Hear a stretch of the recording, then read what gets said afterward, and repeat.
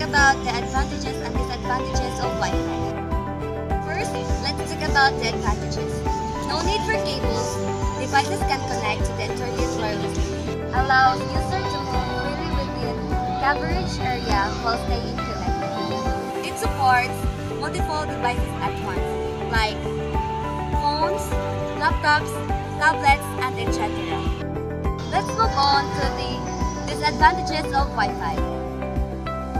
It can be affected by other electronic devices or neighboring Wi-Fi networks. It is typically slower than wired connections, especially over long distances. Now, the question is, who invented Wi-Fi? So first, we have Heinrich Rudolf Hertz. In the 1880s, the idea of wireless technology was swirling inside his head. Brain dead brain. He was the first person to discover radio waves and documented their transmission. However, even though Hertz was the originator of one aspect of Wi-Fi technology, he's not the only one who contributed to the history of Wi-Fi. Here are some other individuals who advanced the wireless internet technologies.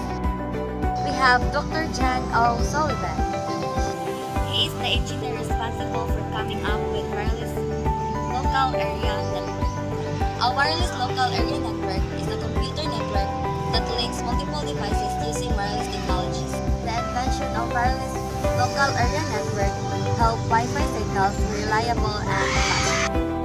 So next we have Hedy Lamarr. So she is known as the mother of Wi-Fi, and her most valuable contribution to the history, together with George Ansel, was the frequency hopping technology they discovered during the Second World War.